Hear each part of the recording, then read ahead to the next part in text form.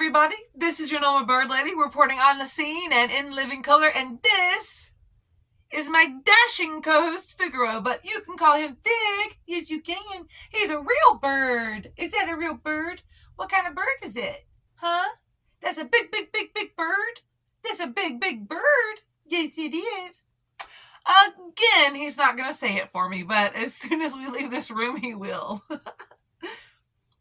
So, this is the morning time for me. Did everyone have a good night? Did everyone catch I See What You Can't's video regarding Michelle Sabaté and everything she has said about her most recent ex-husband? Some of you may have noticed that I don't make videos on her, barring one video that I did a while back, because I just needed everyone to know that everything I learned about her, I learned from her own mouth, not Molly, not Penelope, not anyone but herself. And if there's one thing I cannot tolerate, it is the rewriting of history, which is the reason I am located in this community called the Anti-Katie Joy community. Rewriting history is something that drives me nuts. A very important reason that I don't make videos on her that I'm now considering doing, and hear me out, okay? Hear me out. And this is no offense at all to anyone who makes videos or clip channels on her. It is my secret indulgence. And you will find me in comment sections commenting on her. But it's the mental health thing. It's the mental health diagnosis where she states that she was diagnosed with borderline personality disorder in 2018. Now, everything that I See What You Can't videos stated last night, of course I had already heard before. I have been here for this journey from the get-go. I knew that she put down her ex-husband's dog.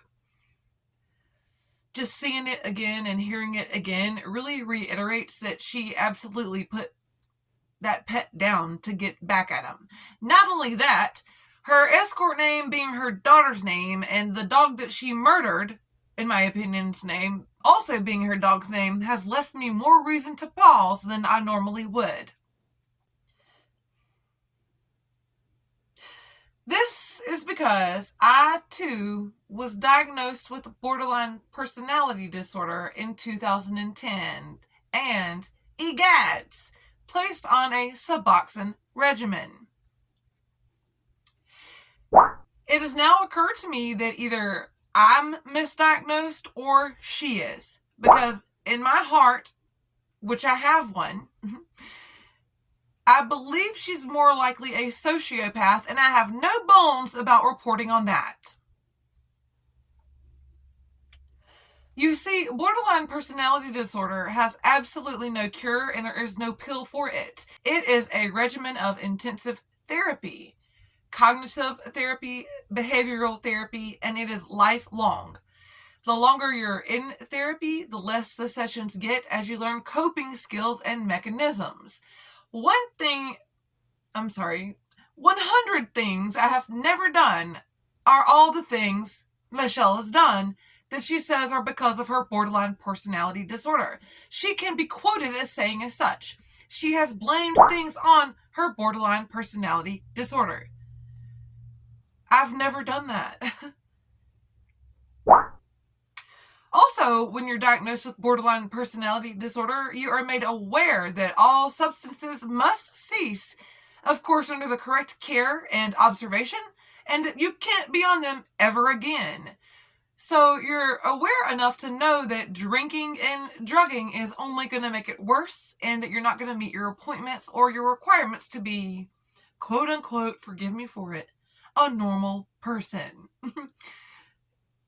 So either I'm the sociopath or she is. It has me completely confused. I think that she's lying. Or she's just given us all a bad name. Yes, there are extreme ups and downs.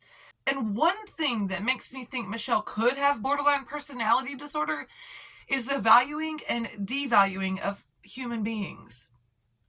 Thankfully, that is one of the criterion that I did not meet when getting my diagnosis. I never had that.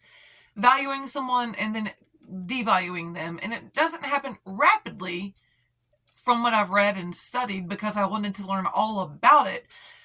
But you can see, and I See What You Can't's latest video, and in Michelle's own lives, if you've been able to catch them, all of a sudden, no longer does she care that Etienne wants her or not, and she's willing to sell the house that she swore she would never leave and get an RV and go on her merry way.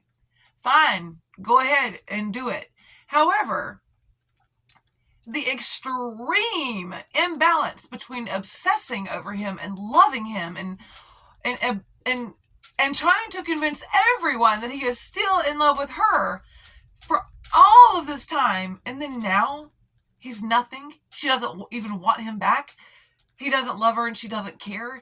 That is such a sign of devaluing another human being. I said being, not being.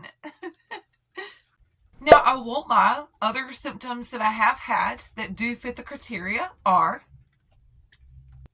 fear of abandonment. That was extremely strong in me in my early teenage years and throughout my mid to late 20s. However, I feel like I say this too much as, one heck of a drug, but therapy is one heck of a drug. Thankfully, I can say that I don't feel like that anymore. I haven't felt that way in years, and I don't foresee myself feeling that way again. Unless I use substances. Any of them. Other than Suboxone, a maintenance drug. This is another interesting tidbit that has happened with me. Fear of abandonment, it usually relates to other human beings, but I have feared getting off Suboxone. So much so that I fretted about it. But my doctor has assured me it can be a lifelong maintenance drug, and I have not had that fear since. So if anyone out there, even if you don't have BPD, if anyone out there feels like that on a Suboxone regimen, just talk to your doctor about it. And there are studies that show that it is okay to be a lifelong drug. Disclaimer, I'm not a doctor, obviously. The next symptom, usually in the DSM, the Diagnostic and Statistical Manual, I believe we're on the 5th edition now, is a fear is unstable relationships. Again, I had that too, but not so much in my adulthood, where I quickly got it under control 13 years ago. And I thank God for that every day, because it is a horrible feeling. Not only does it feel horrible to you, but you can end up making others feel horrible as well. Another symptom is unclear or shifting self-image. This perplexes me as well, because Michelle seems to have a strong image of herself as being constantly attractive and desirable. It does not seem to shift. Now, I know this can be long-term and short-term. However, what we've all seen on the internet, because she shows us, is that she's always had a very high self-esteem. Impulsive, self-destructive behaviors, absolutely, I've been guilty of that. I've been to rehab 3 times. I failed the first time, and do you call it successful the next 2 times? Because you had to have another one after it. They were completed, and the last one I went to was when the Cubs won the World Series. So, 2016.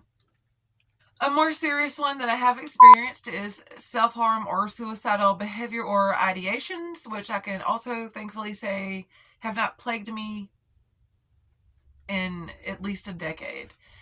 But I absolutely participated in self-harm all throughout high school and maybe a couple years after. Extreme emotional swings.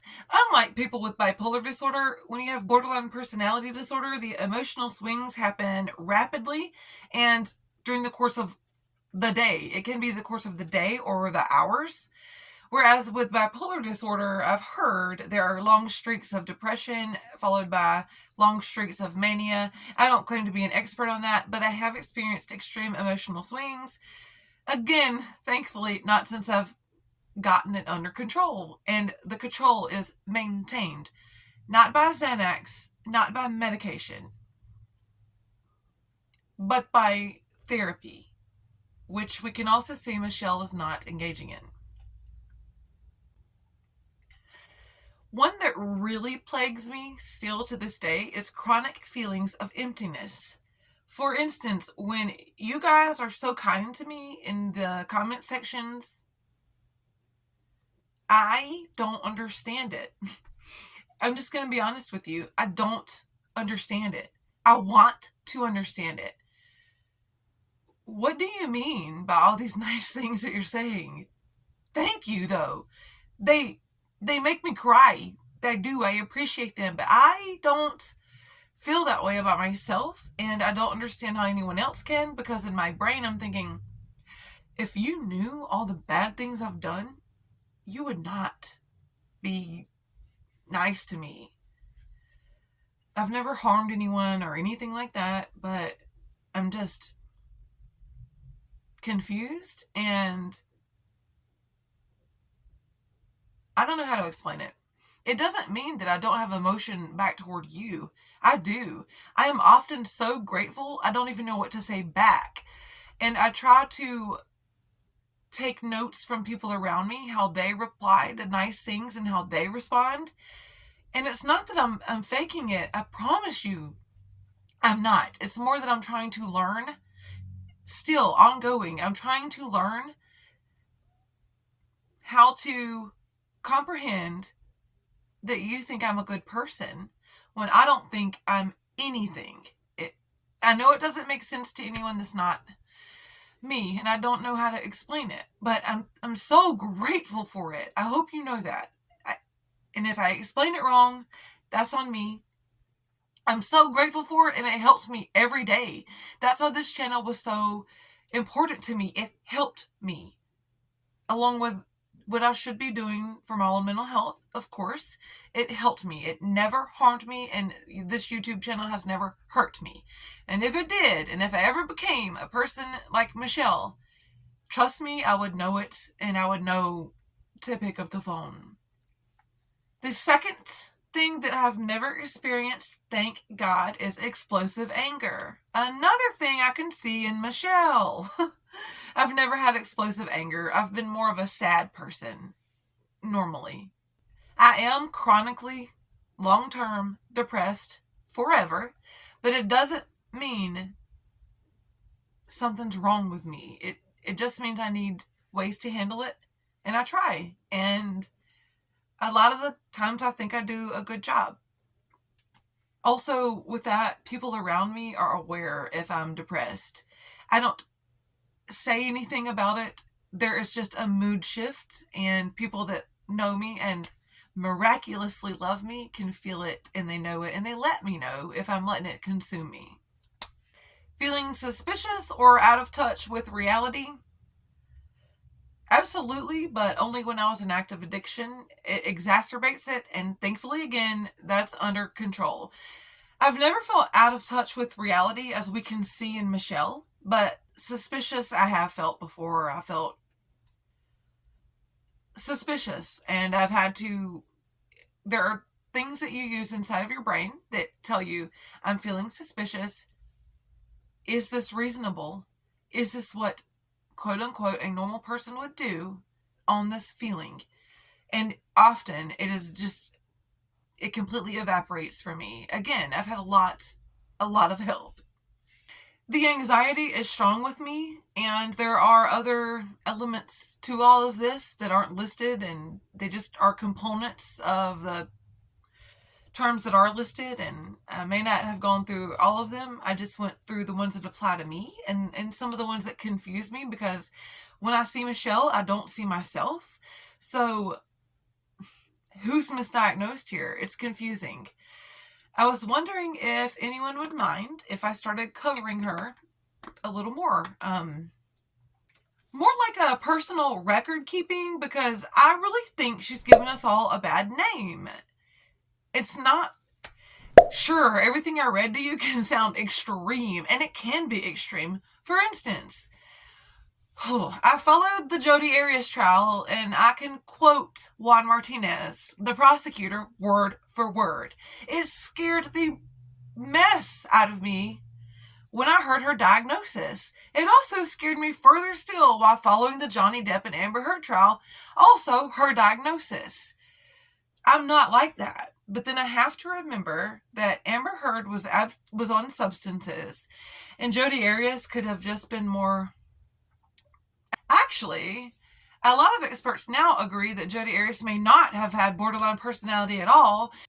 It could be sociopathy or obviously psychopathy. And not gonna lie, that made me feel a chinch better.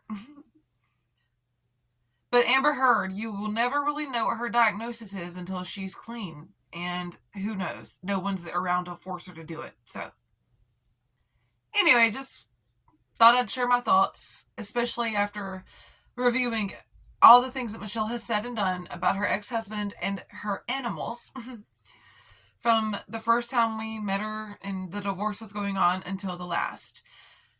Of course, I have a few problems with Penelope Lane. If she is indeed an addiction specialist, I don't understand how she couldn't see this coming a mile away. And she is the one that said she works in addiction. Addictionology has a separate certification these days. So, I'm not understanding. Because Michelle displayed clear signs of manipulation from the jump, acting like she was clean and sober. Any person that worked in that field would know she's not. I don't work in that field, but I'm treated by that field, and I know that Michelle is not sober. So for Penelope Lane to get a wrench in, have so-called 2-hour conversations over the course of 2 days with Michelle it's not sitting well with me, you guys. Anyway, just my thoughts. Thank you for watching. Thank you for being here if you are, and if you're not, I hope you are eventually. See you guys later. Tweet, tweet, tweet. Mwah! Thank you, B. Thank you, baby. Bye, guys.